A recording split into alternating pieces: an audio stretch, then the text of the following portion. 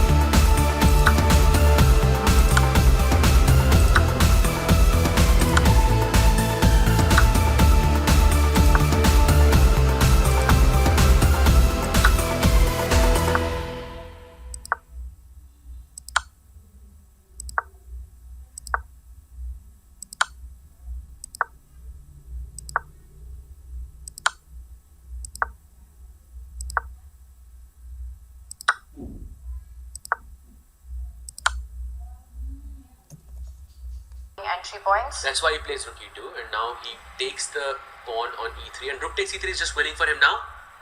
Rook takes knight, rook c2 check is what is Hans's idea, but the black king is in a mating net. It is in a box right now, Sahaj. You can start targeting it. I think g4 check will happen and the h6 pawn coming under fire with rook h8. You're just not just the pawn, I think it's the king. You're about to get checkmated. It's being played out right now. Hans Niemann is about to lose the game, forced to give up more material. He's down a whole rook for just 3 pawns. Crazy. And now just rook c8, rook c6, not even 4 pawns there. There's some counterplay for Hans, but it is a little too late. I think Arjun is definitely going to take this one. Maybe some f5, f4 ideas though. And in the background, we could see Murzin getting a second win in a row. Well, Hans, he's going to keep playing this one, like you said. The 3 pawns, it's just they're too far back. You know, they were a little ahead, a little more aggressive. One could have made a case for it, but Arjun just coolly is going to collect a pawn and be a c5 pawn. That'll be the most dangerous one. Oh, yes. By the way, this rook c8 move was not the best, yeah? But now Hans has to go rook c2 to not allow Arjun to play rook c3 and then push the f5 pawn. Okay, but rook c2, rook takes pawn, and you're just feeling he does defend, he does put pressure on c5, c6 will be captured. This has to be completely winning for Arjun. He goes h5. We have f5, f4, h4, and suddenly it looks scary. I absolutely can't believe you're saying that. Really? But that's what even Hans is relying on. What if he just blocks it with rook f6? I go rook f6, no more f5. Rook f6 I missed. But then you win c5. Given check, I go rook f1. King f2 also is just winning. Yeah, no, you're right. He goes on g2, h4, you just pick up f7. But f7 does h3. Then rook takes h3. Oh, yes. Because I Yes, pick my yes, rook yes. back. Yeah, Hans knows it. Hans knows it. You can even just play rook e4 check. Hans knows that this is gone. Gives a check, the king comes back. Arjun's managed to increase the time on the clock. Play c6, beautiful. Gives a check. King f1, king f3, king g, anything is winning here. I think the critical move was he had to play f5. This rook f6 idea is very, very deadly here. And we have a result here, but let's go back there. Divya Deshmukh gets a win. And now he plays h3.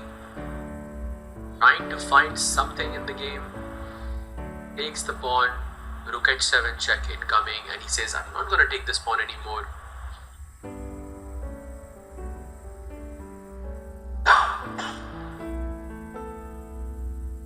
And huge news ahead. We already have a winner in the Tata Steel Chess India Women Rapid, and a winner here as well, as Arjun Erigaisi gets the dub against Hans Niemann. In the women, Katrina Lagno has a 1.5 point insurmountable lead going into that final round, and she will take the Tata Steel Chess India Women Rapid 2026.